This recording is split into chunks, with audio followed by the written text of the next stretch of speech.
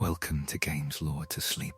Tonight we're entering the lands between, not to fight, conquer, or claim victory, but to rest inside the questions that still have no answers. In this video, we'll explore Elden Ring's biggest unsolved mysteries, not to solve them completely, but to gently understand why they still exist. Before we begin, get comfortable, lower the lights, let the world outside fade away. And if you enjoy falling asleep to calm, immersive game lore, softly press like and subscribe to gamesloretosleep. It helps this channel continue creating quiet stories for peaceful nights.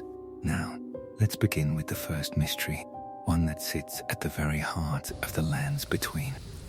Mystery 1. Melina and the secret she never speaks aloud. There are many guides in the lands between, voices that promise power, clarity, or purpose.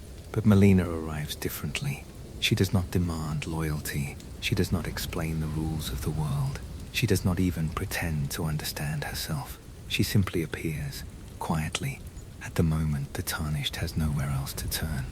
From the beginning, Melina feels incomplete.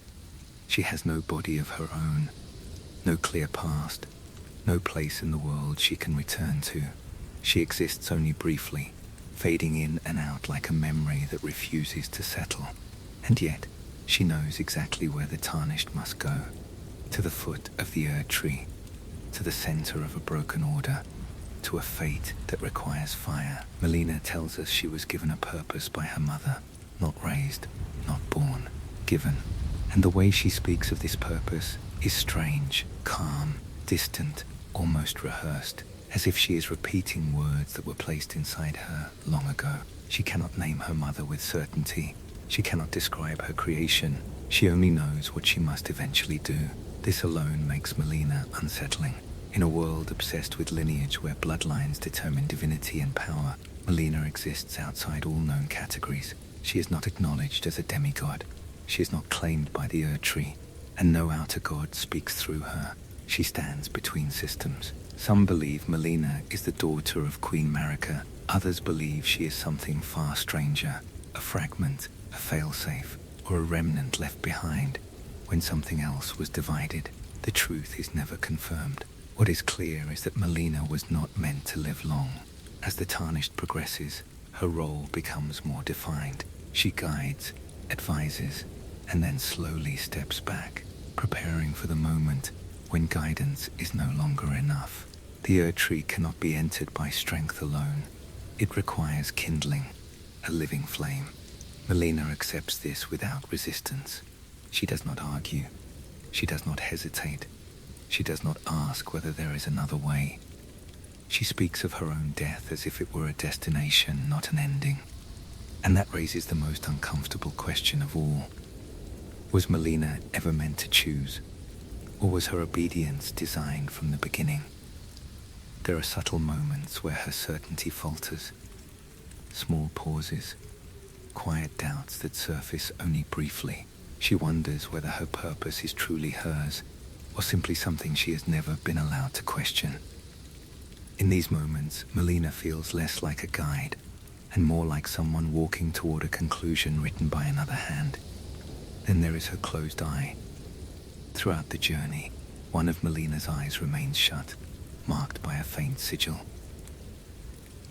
The game never explains this mark. It is not decorative, it is not random. It is sealed. Only under one specific path does that eye open. When the tarnished embraces the frenzied flame, when order, stars, and restraint are all rejected in favor of total annihilation. In that moment, Melina changes.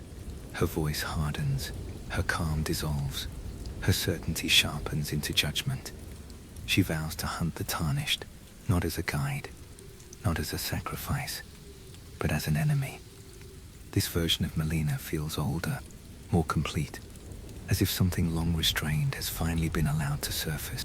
This reveals something crucial. Melina is not simply a tool designed to burn.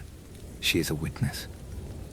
As long as the tarnished follows paths that preserve existence, even imperfectly, Melina fulfills her role quietly and disappears. But if the tarnished chooses to erase everything, she remains. not to serve, but to remember. This suggests Melina was created for a world with multiple outcomes. A being designed to end herself if order continued, but to endure if existence itself was threatened. Why would someone design such a being? Perhaps because someone understood that endings matter. Melina's mystery is not just about who her mother was, but about why she was made incomplete, why she was denied a future, why her only peaceful conclusion requires her own destruction, and why the one path where she survives is the one where the world burns. Melina leaves no body behind, no grave, no confirmation of what she truly was, only questions. And as the Tarnished moves on without her, the silence she leaves behind feels intentional, as if she was never meant to be understood fully. Some mysteries in the lands between exist to be solved. Others exist to ensure that someone remembers what was lost. Melina belongs to the second kind. Mystery 2, Torrent, and the Master who chose to stay unnamed. Not every mystery in the lands between arrives with thunder. Some arrive softly, like a presence beside you, patient and steady, waiting for the moment you finally realize how strange it is that they are there at all. Torrent never speaks.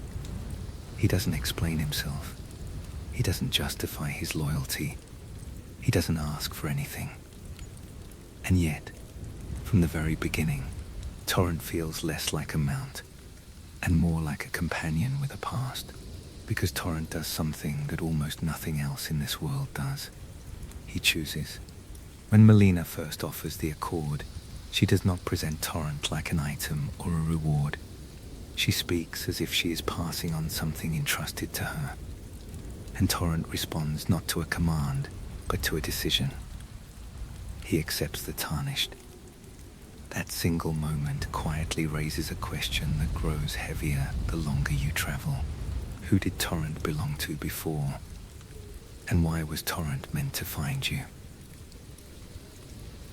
Melina tells you there was another master, someone who rode Torrent once, someone who mattered enough that their bond left an imprint, not on paper, not in history, but in the way Torrent behaves. And yet, that master is never named. In Elden Ring, names are power. Bloodlines are spoken like scripture. Even the forgotten leave traces, statues, ruined towers, half-erased inscriptions. But Torrent's master remains a blank space, not lost, not unknown, not forgotten, simply unspoken. That silence feels deliberate. Torrent is not like the horses you see scattered across the world, half mad and exhausted, dragging carts through ash. He is spectral, yes, but not in the same way spirit ashes are spectral. He does not require a bell. He does not return because a spell binds him. He returns because the bond persists, and that bond feels older than your journey. Torrent's movement is graceful, almost careful. He can leap impossible distances, step across crumbling edges without fear, and vanish the moment danger becomes too great. Not because he is cowardly, but because he understands survival differently. Torrent does not live for battle. He lives for the road, which suggests something about the person who rode him first. A conqueror would have wanted a war beast. A tyrant would have wanted a symbol. A demigod drunk on glory would have wanted a mount that made crowds tremble. Torrent is none of that.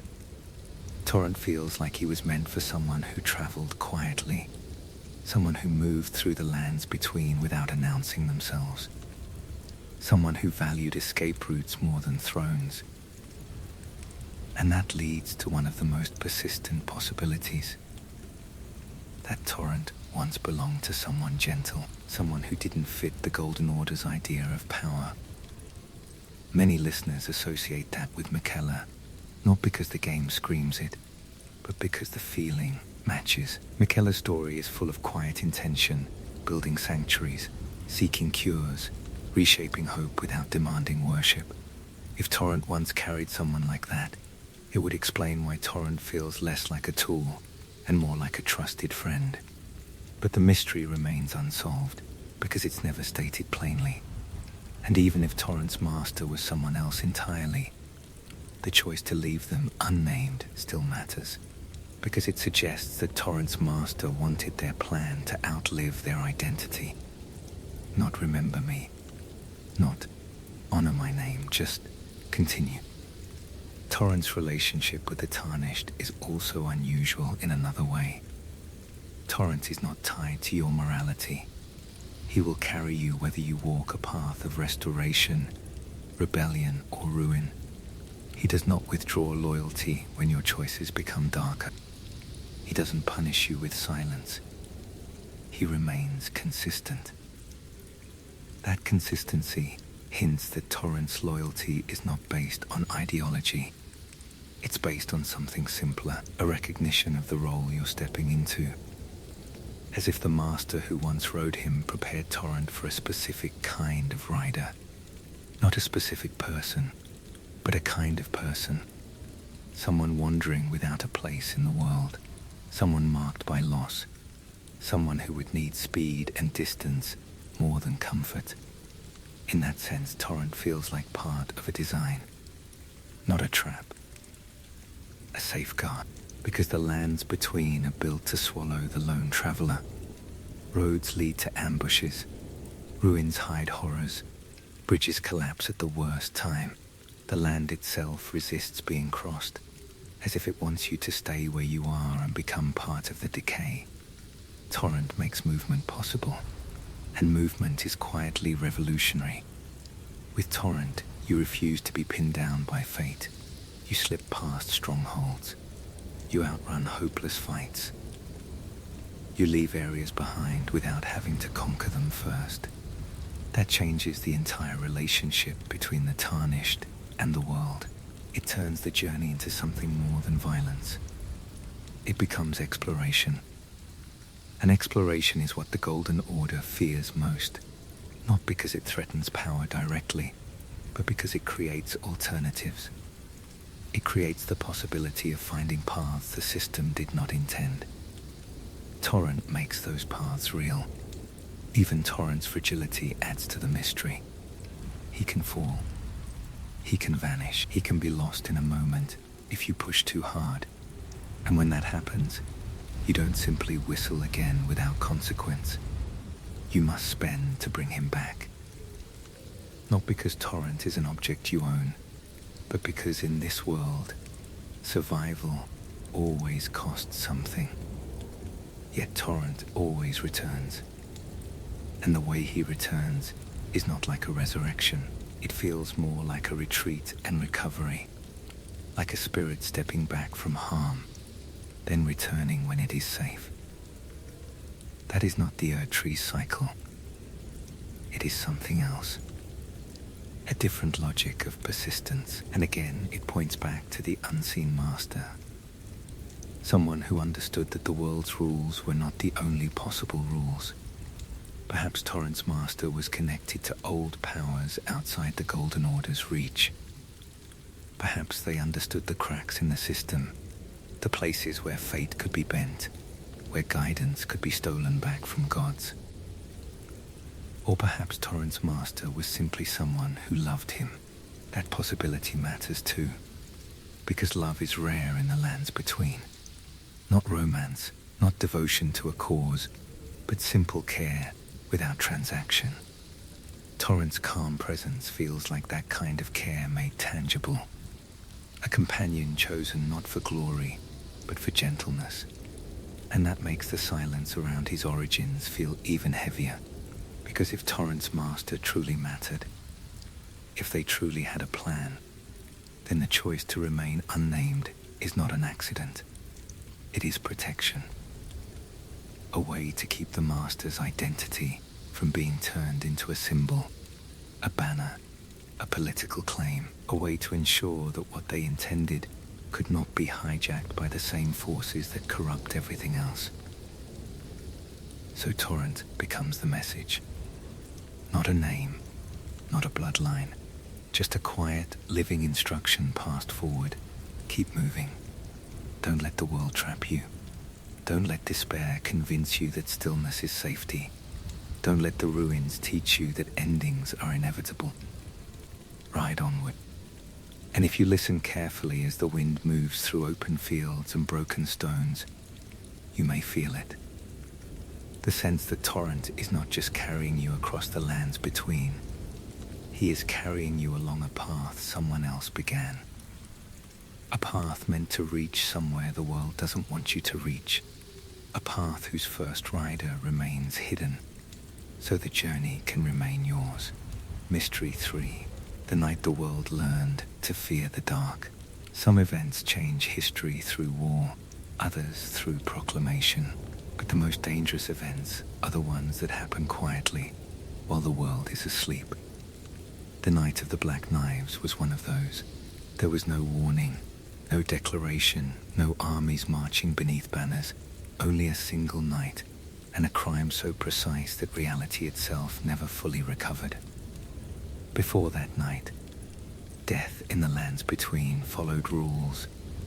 Not merciful rules, but consistent ones. Souls returned to the Erdtree. Gods endured. Demigods could fall, but never truly vanish. That certainty was the foundation of order, and the Black Knives shattered it. The assassins did not strike at random. They moved with intention, targeting something far more fragile than flesh. They carried blades infused with a stolen fragment of death itself, a power never meant to circulate in the world. With it, they committed an act that should have been impossible. They killed a demigod's soul. Not the body, not the will, the soul. And with that single act, the rules of death were broken. What makes this night so unsettling is not just the outcome, but how coordinated it was. Multiple deaths occurred simultaneously. One soul destroyed, one body destroyed elsewhere. A perfect division. A ritual balanced with disturbing precision. This was not chaos, it was planning, which leads to the most troubling question: who planned it, and who allowed it to happen? The assassins themselves were not strangers to power. They moved with confidence through protected spaces. Their weapons bore traces of divine origin. Their timing was flawless. They did not act alone. Someone had to steal death. Someone had to shape it. Someone had to decide when and where it would be used. And that someone was not afraid of consequences, because the consequences were catastrophic. The slain demigod did not simply die. His body lingered, hollow and corrupted, becoming the source of a spreading blight that poisoned the roots of the world. Death no longer ended things, it infected them. This outcome raises another chilling possibility. What if the goal was never murder? What if the goal was demonstration? A proof that the Golden Order was vulnerable. A wound deep enough that it could never be ignored. The Night of the Black Knives exposed something the world was never meant to see. That immortality was conditional, and divine authority could be bypassed. That alone would have been enough to destabilize everything. But there is a deeper layer to the mystery. The night required silence from those who should have intervened. Guards did not stop it. Divine watchers did not respond. Punishment came later.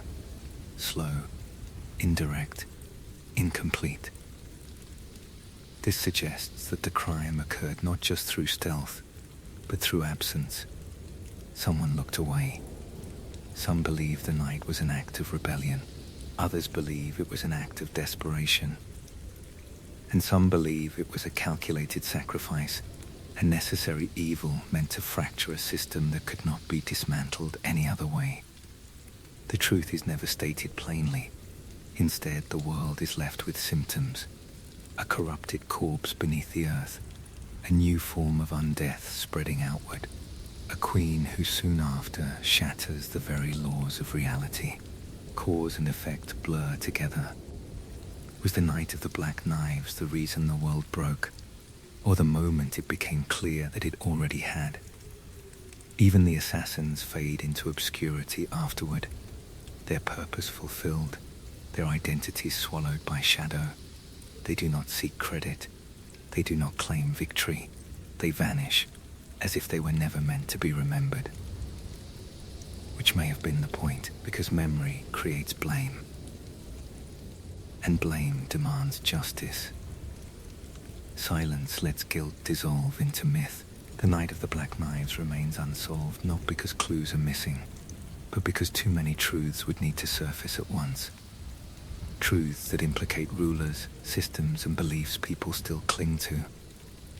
It is easier to call it treachery, easier to blame nameless killers, easier to move forward without asking who benefited most. But the land remembers. In roots that twist where they should not, in corpses that refuse to rest, in a world where death feels wrong, not cruel but misaligned. The night did not end when the sun rose. It is still happening. Every time the dead linger, every time the Erd Tree fails to reclaim what was lost, every time silence replaces answers, and as the tarnished walks beneath stars that no longer feel fixed, one truth becomes unavoidable. That night was not an interruption.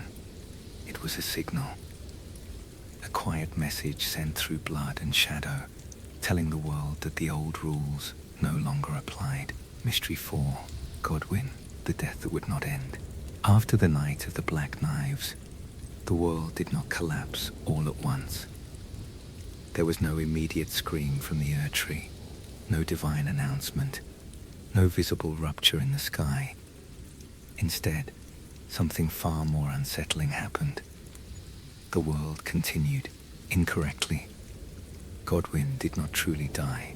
His soul was destroyed, erased in a way no demigod's soul had ever been erased before. But his body remained, and not as a corpse meant for burial or remembrance. It persisted. Beneath the capital, far from sunlight and ceremony, Godwyn's body was laid to rest, or at least that was the intention. What followed was not rest, but transformation. His flesh did not decay as expected. It did not return to the Erd Tree. It did not dissolve into memory. It spread.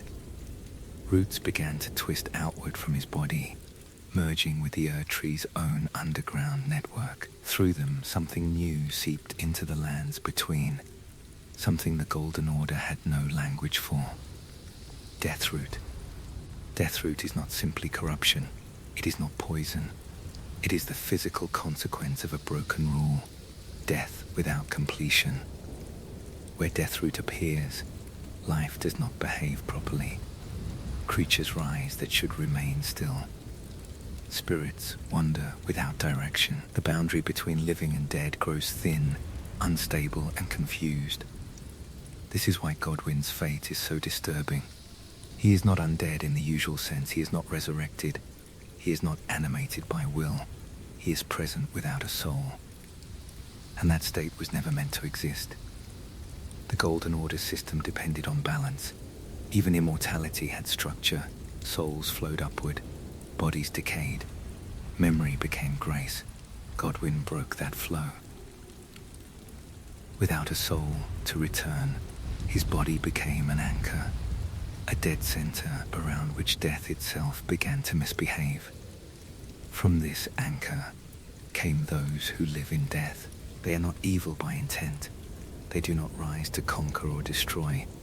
Many of them repeat fragments of their former lives, standing guard where nothing remains, kneeling in prayer to gods that no longer answer. They exist because the world cannot process them. Their souls have nowhere to go. This is why the Golden Order fears them so deeply, not because they are powerful, but because they are evidence. Evidence that death, once manipulated, cannot simply be controlled again. Evidence that the system meant to define reality has a flaw so deep it cannot be hidden. And yet, instead of addressing the cause, the Order responds with denial. Hunters are sent, bodies are burned, the undead are declared heretical. The symptom is attacked, not the wound. Godwyn's body remains untouched, buried, hidden, ignored. because acknowledging Godwyn's condition would require acknowledging that the Knight of the Black Knives did more than kill a demigod. It broke death itself. There is something almost tragic in how Godwyn is treated afterward. He does not rage. He does not rise as a tyrant. He does not speak or demand justice. He simply lies there, reshaping the world without intention. A god reduced to a consequence. Some believe Godwyn's undeath is not accidental, that his fate was the necessary price for something else, a sacrifice made to fracture the old order and allow change to begin. Others believe it was a mistake so severe that no one knew how to fix it. What remains clear is this: Godwyn was never meant to become a symbol. He became one anyway, a symbol of death without mercy, of immortality without meaning, of systems that break quietly before they collapse loudly. As Deathroot continues to spread, the lands between grow stranger. Familiar places feel wrong. The dead linger too long. The living feel watched by something beneath the earth. And the Erdtree, once a symbol of certainty, begins to feel distant, unresponsive, as if it too does not know how to correct what has gone wrong. Godwyn's mystery is not about who killed him. That question matters, but it is smaller than the truth he represents. The real mystery is this: what happens to a world when death is no longer an ending, but a state that never resolves? The lands between are still trying to answer that question, and until they do, Godwyn will remain where he is, neither alive nor gone, quietly reshaping everything above him. Mystery 5, the Omen Curse and the blessing that was never meant to be.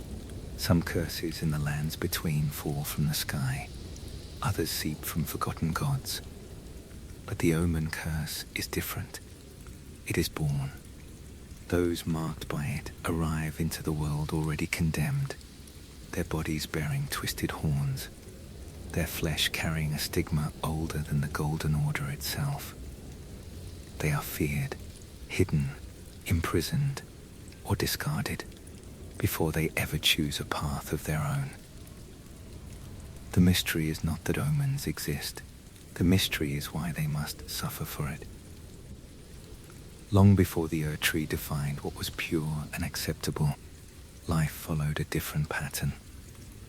In that older age, signs of excess, horns, scales, blended traits, were not curses.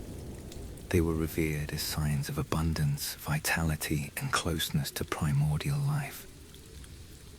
This was the age now remembered only faintly as the Crucible. But when the Golden Order rose, it did not reinterpret these signs.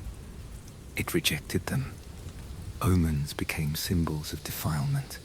Their bodies were labeled mistakes, their existence reframed as proof of sin rather than survival.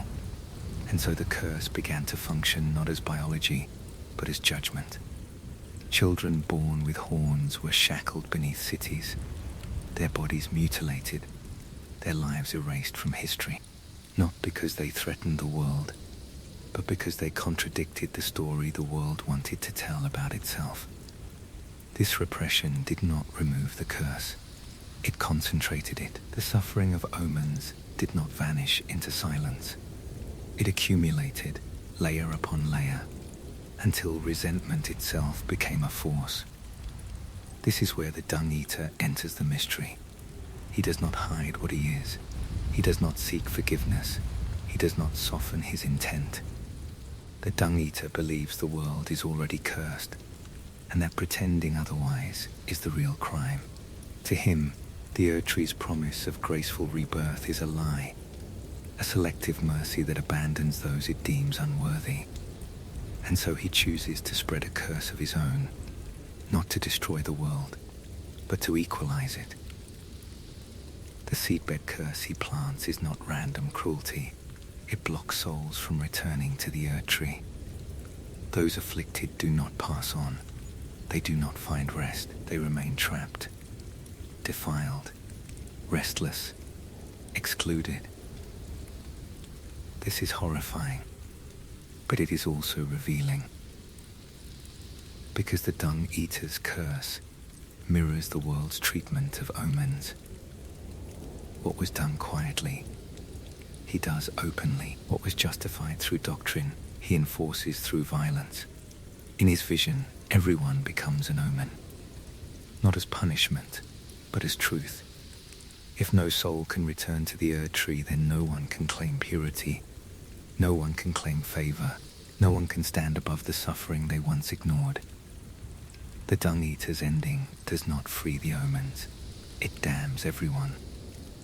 And yet the world allows this ending to exist, which raises a disturbing question. Why does the Golden Order permit a future so bleak? Perhaps because the curse never truly belonged to the omens at all. Perhaps it belonged to the system that needed them to exist, as contrast, as warning, as something to bury so others could feel clean.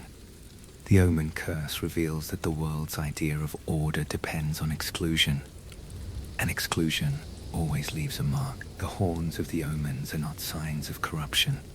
They are reminders. Reminders of a time when life was messier, more abundant, and less controlled. A time the Golden Order could not fully erase, only repress. The Dung Eater understands this. And instead of seeking to restore what was lost, he chooses to expose the lie beneath it all. A terrible choice, but not a meaningless one. Because curses do not emerge from nothing. They are born where injustice is ignored long enough that it becomes part of the world's structure. The omens suffer because the world decided their existence was inconvenient. The Dung Eater acts because he refuses to accept that convenience as truth. And somewhere between those two extremes lies the unanswered question. Is the curse something to be cured? Or something that reveals what the world already is? Mystery 6, the Eternal Cities and the punishment that fell from the sky. Long before the Erd Tree's light reached every corner of the lands between, there were cities that did not look upward in worship. They looked outward. These were the Eternal Cities, vast underground civilizations carved in defiance of the world above. Their stone streets were lit by artificial stars. Their skies were false, yet carefully crafted. Their people lived not beneath gods, but beneath questions, and that was their greatest crime. The people of the Eternal Cities did not reject divinity outright. They studied it, measured it, sought to understand the forces that govern fate rather than obey them blindly. They believed that the power shaping the world could be confronted, perhaps even replaced. For a time, they were allowed to exist. Then something changed. The cities were struck down, not by armies, not by invasion, but by judgment. A catastrophe fell from above, meteoric, sudden, and devastating. The cities were buried beneath the earth, sealed away from the surface world, their skies shattered and replaced with an endless night. This was not destruction. It was exile. The Eternal Cities were not erased from history.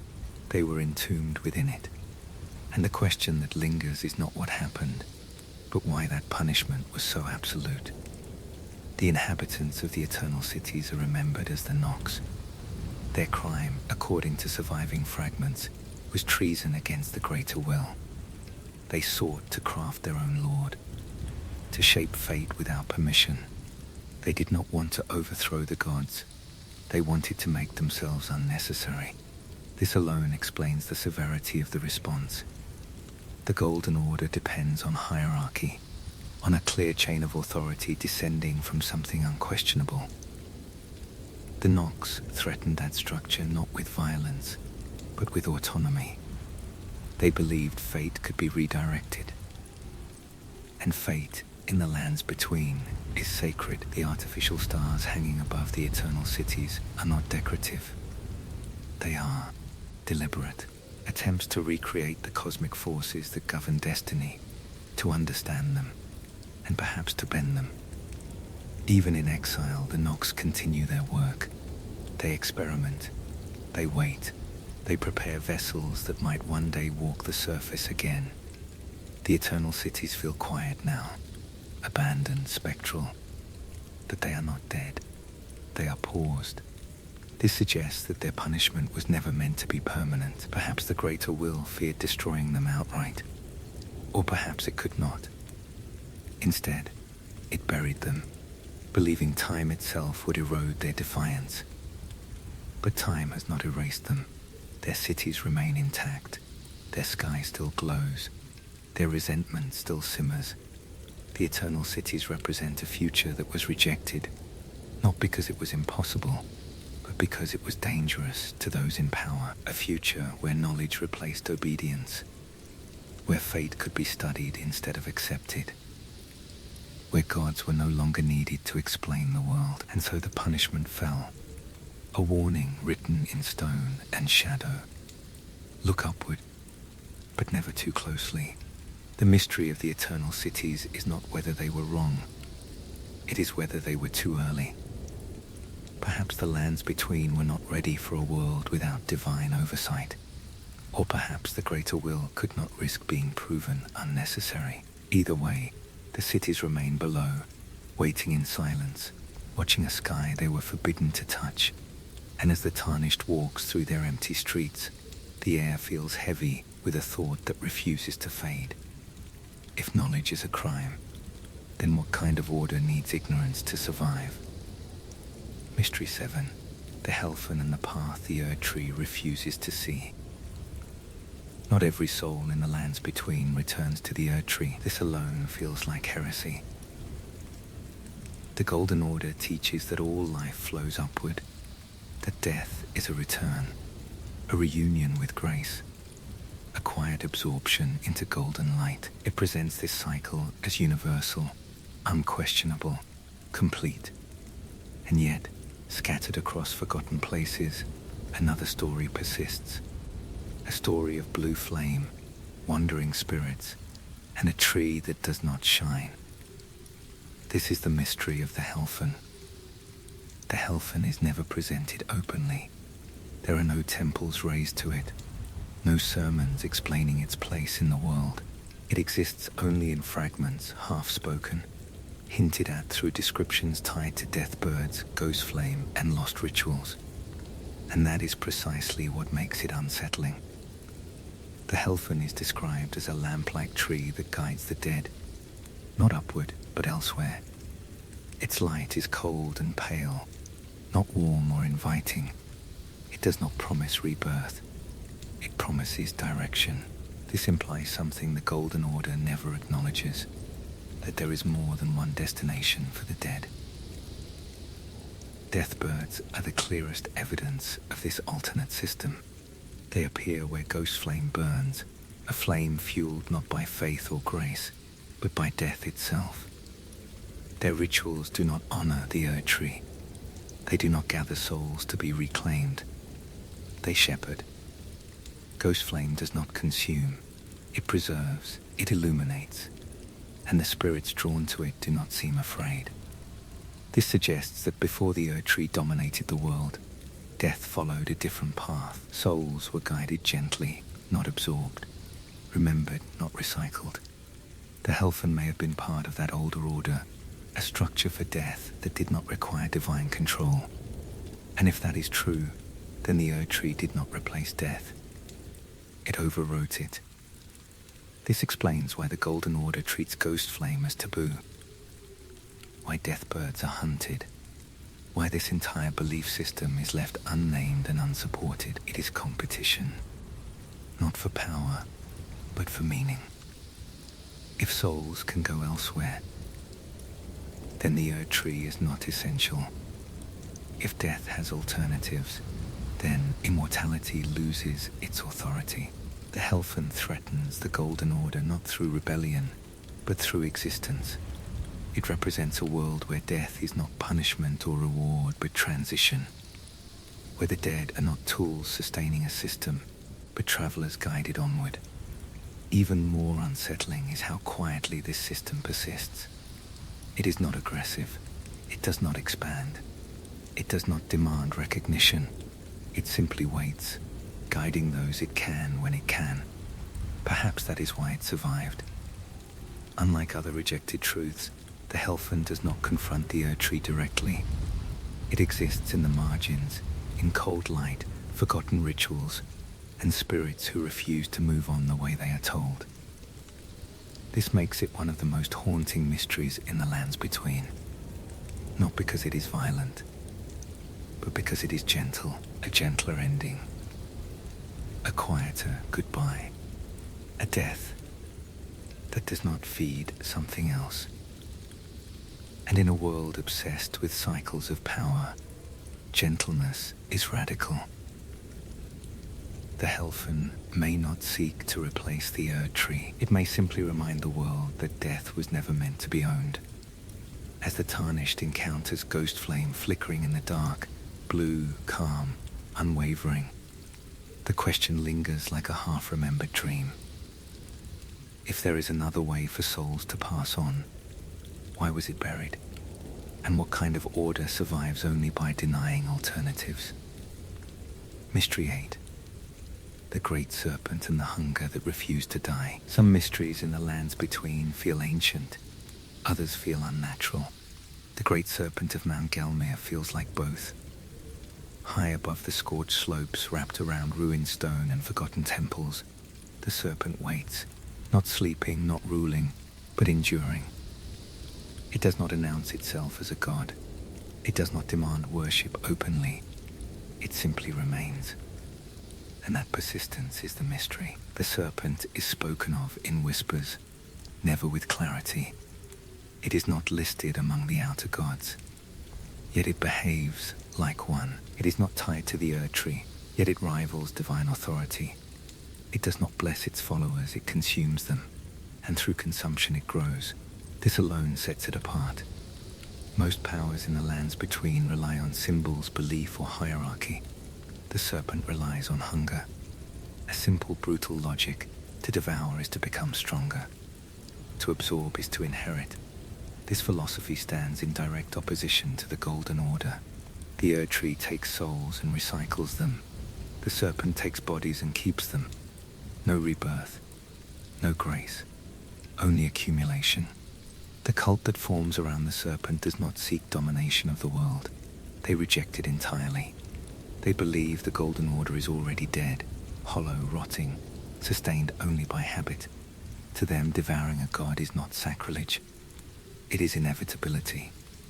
This raises the first question: was the Great Serpent ever a god itself, or something older? The way it is spoken of suggests antiquity beyond recorded eras. It is not described as having arrived. It is described as having always been there, waiting beneath layers of rule and belief. If so, then the Golden Order did not defeat it. It merely buried it. The second mystery is more unsettling. The serpent cannot truly die. Again and again it is slain, and again it returns. Its body reforms. Its influence lingers. Those who consume it do not destroy it. They become part of it. This suggests the serpent is not a single being, but a process, a principle, a living argument against endings. Where the Erdtree promises continuity through order, the serpent offers continuity through consumption. Everything feeds into it eventually, willingly or not.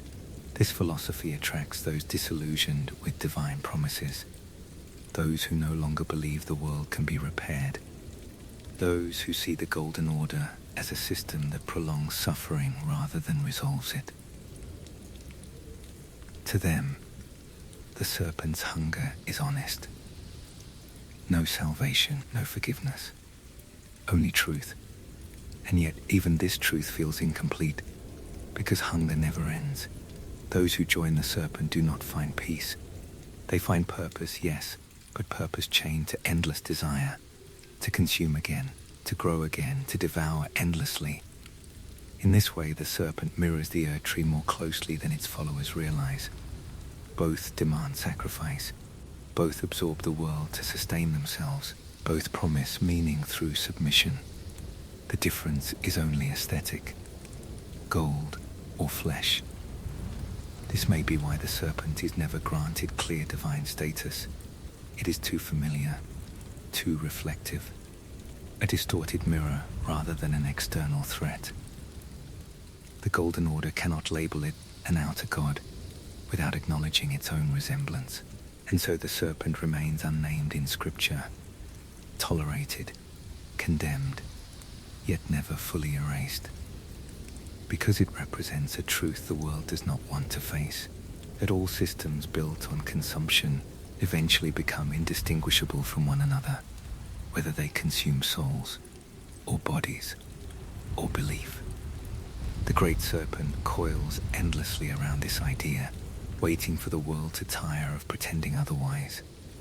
And as the mountain smolders beneath a sky that never clears, the question lingers in the air like heat. If gods can be devoured, what does divinity actually mean? Mystery 9. Scarlet Rot and the god that waits beneath the world. There are evils in the lands between that announce themselves with fire and noise. The Scarlet Rot does not. It spreads slowly, patiently, almost thoughtfully. At first it looks like disease, a curse of flesh, a sickness carried by water and wounds. But the deeper you look, the clearer it becomes that rot is not merely decay, it is influence. The Scarlet Rot behaves with intent. It adapts. It reshapes what it touches. It does not erase life. It transforms it into something that can endure endless suffering. And that is the first sign that rot is not accidental. Beneath the lake of rot, sealed far below the surface world, lies the implication of something far greater. A presence bound, not destroyed. A god whose name is never spoken openly, only inferred through consequence. The outer god of rot. This god does not conquer through armies or faith. It does not demand temples or prayer. It requires only time and hosts. And Melina was its greatest vessel. From birth, Melina was afflicted, not punished, not cursed by mistake. She was chosen. Her body became a battlefield where divine will and personal resolve clashed endlessly.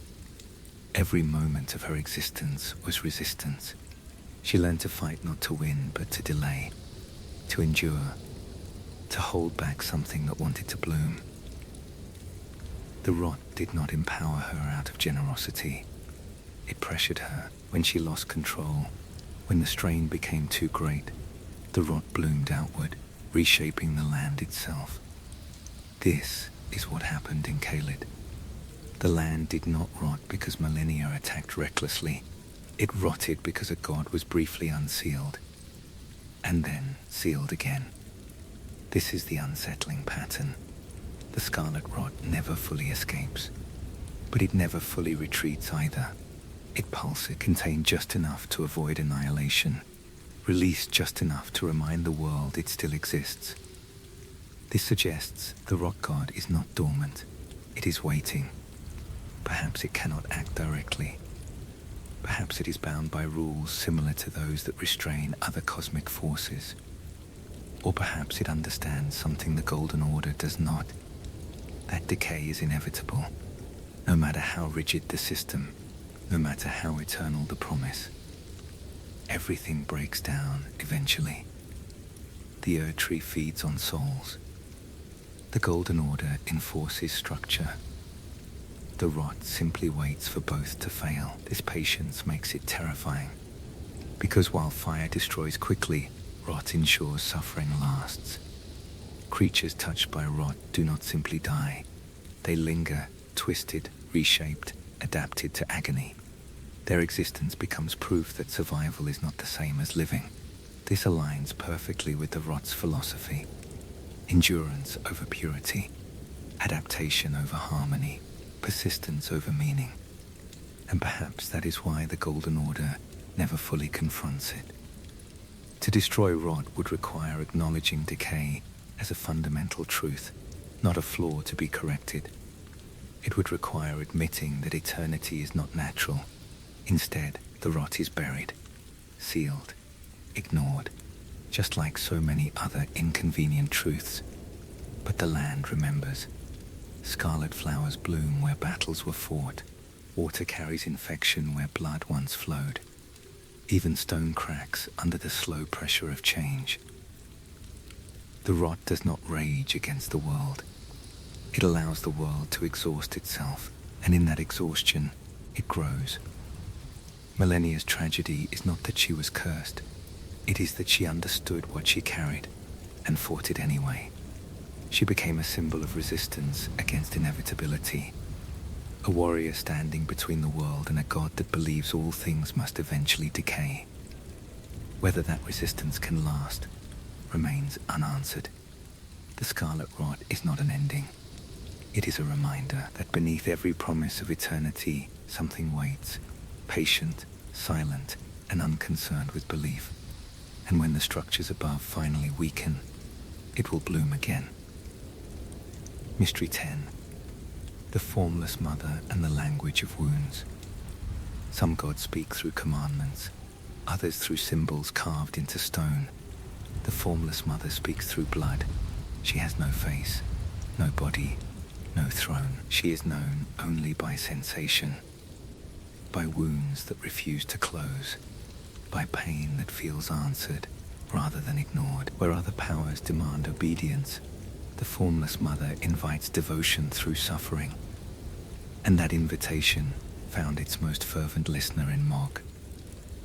Mog did not stumble upon her by accident. He sought something the Golden Order could never give him, recognition without judgment. He was born an omen, marked from birth as impure, hidden away beneath the world. The Order offered him chains and silence. The Formless Mother offered him attention, not mercy, not forgiveness, but acknowledgement. To her, wounds are not flaws, they are openings. Blood is not waste, it is communion. Every cut becomes a conversation, every sacrifice a prayer. This belief reshapes Mog completely. He does not reject hierarchy, he replaces it. Where the Erd-tree feeds on souls anonymously, Mog's god feeds on blood personally. Devotion is intimate, messy, unmistakable. And this intimacy is the mystery. Does the Formless Mother truly exist as a conscious being, or is she something that only responds? Unlike other cosmic forces, she never speaks plainly. She does not issue visions or laws. Her blessings are felt, not explained. Power comes not from belief, but from participation. Bleed, and she listens. Suffer, and she answers. This creates a dangerous feedback loop. Those who feel unseen by the world find meaning in pain. Those who are discarded by order discover purpose in devotion that does not discriminate. Blood equalizes. Mog's ritual ambition to raise a new dynasty is built on this principle. He does not plan to rule the world openly. He plans to replace its foundation, anchoring reality not in grace or fate, but in shared suffering. And at the center of this vision stands an unmoving figure, Miquella. Mog believes that by offering blood, by bathing a dormant godchild in devotion, he can birth a new age. Whether this belief is true is left unresolved, because the Formless Mother never confirms it. She does not correct Mog. She does not stop him. She does not intervene when his dream begins to rot. Her silence is the mystery. Is she indifferent? Is she incapable of action beyond response? Or is she patient, allowing devotion to reveal its own limits? Blood, after all, always runs out.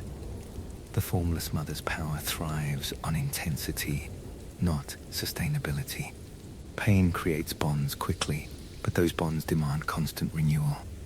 A world built on wounds would never rest. Perhaps that is why her presence remains partial. Felt, but never embodied. Powerful, but never complete. She represents a truth that frightens the world as much as it comforts the lost. That suffering can create meaning, but meaning born from suffering rarely leads to peace. Mog mistakes attention for approval, devotion for destiny, and the formless mother does nothing to stop him. Because she does not command, she responds, and in a world desperate to be seen, that response can feel like divinity itself. Mystery 11. The primeval current and the knowledge that broke the mind. There are truths in the lands between that are hidden for safety. And then there are truths that are hidden because they cannot be survived. The primeval current belongs to the second kind. It is not a place, not a god, not a spell. It is a stream of understanding so vast and so indifferent that the mind was never meant to perceive it directly. Those who glimpse it do not gain wisdom in the way the Golden Order promises. They lose themselves. The sorcerers Azur and Lusat are the clearest examples of this mystery. Both were once respected scholars, seekers of glintstone knowledge, devoted to understanding the stars and the laws governing magic. They did not rebel. They did not blaspheme. They studied. And that study led them somewhere no one was prepared to follow. Azur gazed into the primeval current and saw something endless, a vision of reality stripped of meaning, structure, and mercy. Lusat saw the same truth from another angle, equally overwhelming, equally devastating. What they witnessed is never described in detail, and that absence matters.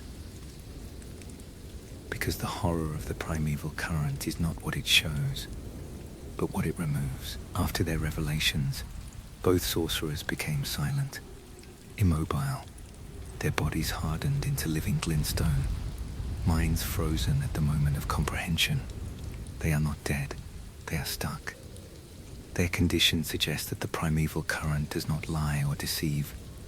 It simply presents reality without interpretation, without comfort, without narrative. And the human mind collapses under that weight. This stands in sharp contrast to the Golden Order. The Order explains the world. It assigns meaning. It tells stories about purpose, grace, and hierarchy. Whether those stories are true matters less than the stability they provide. The primeval current offers no such protection. It does not care whether you understand it. It does not slow itself to accommodate belief. It does not filter its truth into something livable. It simply is. This is why knowledge of it is restricted. Not because it threatens power, but because it threatens sanity. Those who follow Azur and Lusat do not seek mastery over the primeval current. They seek proximity, a glimpse, a moment of understanding, even if it costs them everything else. And many are willing to pay that price. This raises a quiet, unsettling question. Is ignorance in the lands between enforced, or is it merciful? Perhaps the Golden Order's greatest lie is not that it controls fate, but that it protects people from truths they cannot endure. In this light, censorship becomes a kind of kindness. But kindness built on suppression always fractures eventually. The primeval current continues to exist untouched by doctrine. It flows beyond the Erdtree's reach, beyond divine oversight, beyond moral framing. It represents a universe where gods are irrelevant, where meaning is optional, where existence does not require justification. For some, that freedom is intoxicating.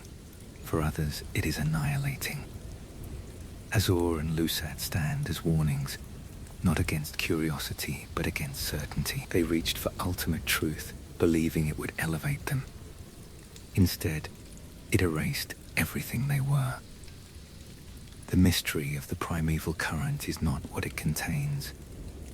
It is why anyone would want to see it at all. Perhaps because in a world built on borrowed meaning, some souls would rather be destroyed by truth than comforted by illusion. And as the stars continue their silent motion overhead, the current flows on, uncaring, infinite, and untouched by belief. Mystery 12. The Crucible and the shape life once took. Before the Erdtree cast its golden shadow across the lands between, before grace was measured and souls were sorted, life existed in a very different state. It was not ordered, it was not refined, it was not separated into what was acceptable and what was not. This earlier era is remembered only in fragments, half-buried descriptions, outlawed symbols, and bodies marked as wrong by later standards. It is called the Age of the Crucible. The Crucible was not a tree in the way the Erdtree is a tree. It was not singular, not symbolic, not moral. It represented life in its most abundant and chaotic form, where traits overlapped, forms blended, and evolution was visible rather than hidden. Horns, scales, wings, tails, these were not curses. They were signs of vitality. In this age, life had not yet been filtered through doctrine. There was no correct shape to exist in, no hierarchy of purity. Strength and survival were not opposites, they were intertwined. And then, the world changed. When the Erdtree rose, it did not simply replace the Crucible. It redefined life itself. Where the Crucible celebrated abundance, the Golden Order demanded clarity. Where the Crucible allowed variation, the Erdtree enforced separation. Life was streamlined, categorized, and judged. Traits that once symbolized closeness to primordial life became marks of defilement. Thus, the omens were born into shame. The misbegotten were hunted. The remnants of the Crucible were erased from reverence and recast as mistakes. But the Crucible did not disappear. It was suppressed.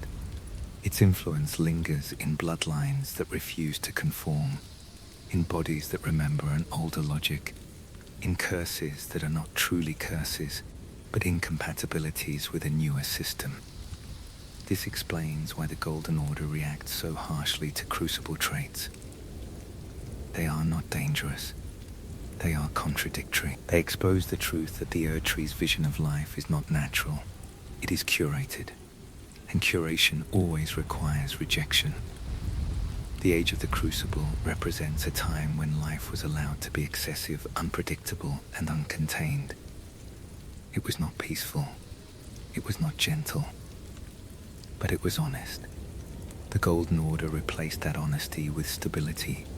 Whether that was progress or loss remains unresolved. What matters is that the Crucible still whispers beneath the surface, in ancient knights who bear its sigils, in bloodlines that cannot be corrected, in a world that feels increasingly strained as it tries to deny what it once was. The mystery of the Crucible is not whether it should return. It is whether the world can survive, continuing to deny it. Because life does not forget its origins. It adapts. It mutates. It resurfaces in forms that systems are unprepared to accept. And as the Tarnished walks through a land shaped by rules layered atop older truths, one realization becomes unavoidable. Order did not replace chaos.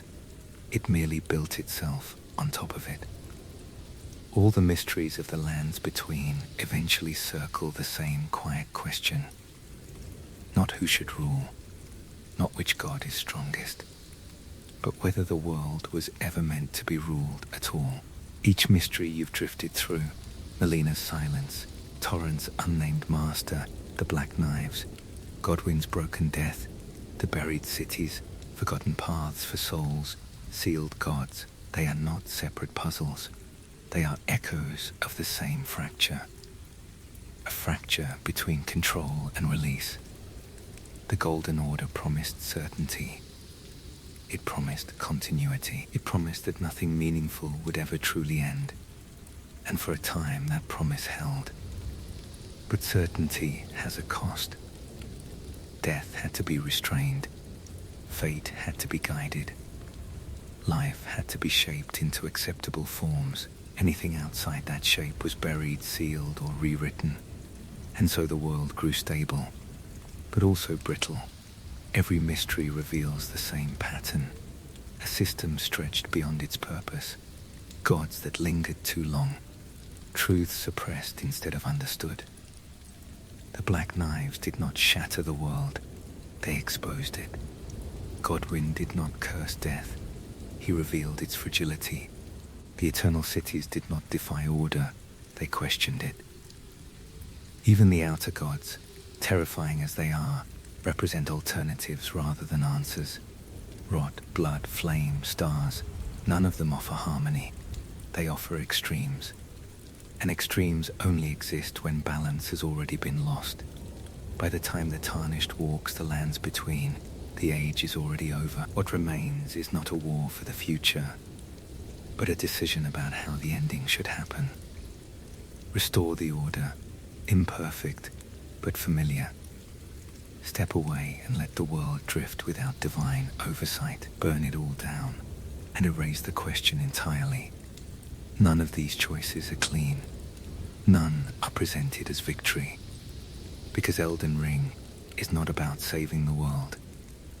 It is about accepting that control cannot last forever. Gods fall silent not because they are slain, but because their era passes. Systems fail not because they are evil, but because they refuse to change. The greatest unsolved mystery is not hidden in ruins or sealed behind storms. It lives in the space between endings, in the moment when a world realizes it must move on and hesitates. The lands between are filled with beings who could not let go, gods who clung to relevance, orders that mistook permanence for truth, rulers who waited instead of listening. And they all became monuments. The tarnished is different not because they are stronger, but because they arrive after belief has collapsed. You are not chosen to preserve meaning. You are chosen to decide whether meaning must be imposed at all. That is why the answers are incomplete, why the mysteries never fully resolve, why silence feels intentional. Because the world is no longer asking for guidance, it is asking for permission to end, or to continue without one. And as the last embers of old gods fade into quiet memory, the lands between do not beg for salvation. They wait for a choice, for an ending that finally accepts itself. And as you rest here, letting these thoughts soften and drift, remember this. Some stories do not close with answers. They close when the listener is ready to stop asking. Thank you for spending this time with gamesloretosleep. If you found comfort in these mysteries, consider leaving a gentle like and subscribing for more quiet journeys through forgotten worlds. Now let your thoughts slow, let the questions fade, and allow yourself to rest. Good night.